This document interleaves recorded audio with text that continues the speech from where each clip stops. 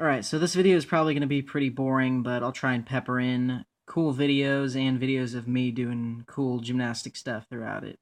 So here we go.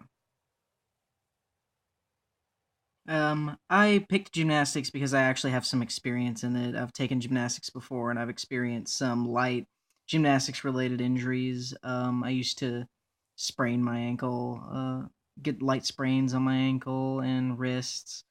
The most common gymnastics injuries are usually lower back injuries, wrist injuries, ankle injuries, foot injuries, and yeah, I think that's about it.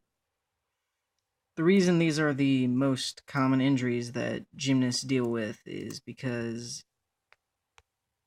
Alright, sorry, I had a problem with my laptop. The reason these are the most common injuries is because these are the things that gymnasts use most. They use their feet when they do a flip, land, try and stick the landing. They put extra stress on their ankles.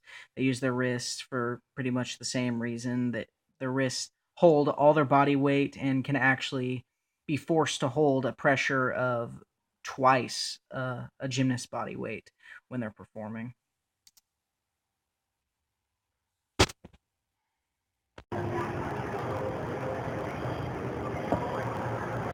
When I Googled what to do after a gymnast receives some kind of gymnastics related injury, the first thing that pretty much all the sources mentioned was stop doing whatever you were doing when you got the injury, to stop participating in gymnastics events, just wait a little bit, get your injury examined, with like the light ankle sprains that I experienced and wrist sprains.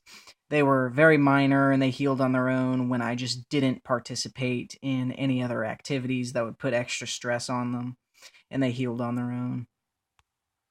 Many of the sources said that the next step, if pain persists, if it doesn't seem to get better, you can try using tape or a sling or some kind of cast to restrain movement for that limb wherever you received your injury, so that it would have the chance to heal and not be interrupted.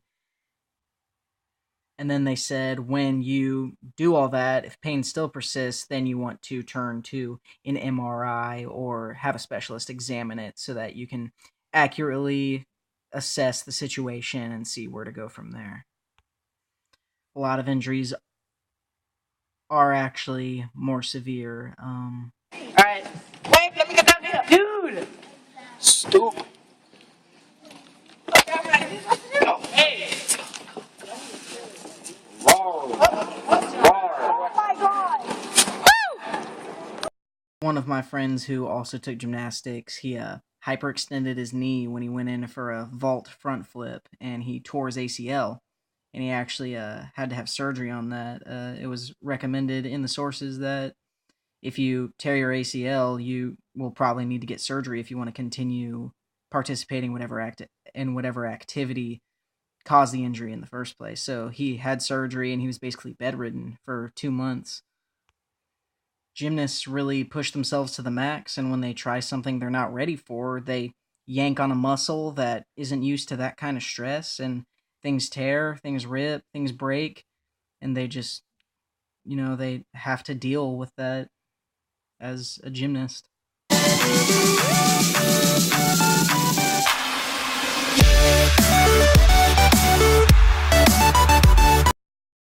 In all these videos, all my muscles are working together in conjunction to lift me off the ground, throw me in a certain direction, and then help me safely land. They're all getting strain and stress put on them, and I'm not pushing myself too far, so I'm not injuring myself, and, I'm doing some good gymnastics. The rest of the clips are just clips of me doing backflips and other cool stuff. And the last one is a video of me in my 7th grade choir concert. I flip out of the crowd, and I break dance and do some other flips and stuff. It's pretty cool. You don't have to watch it though.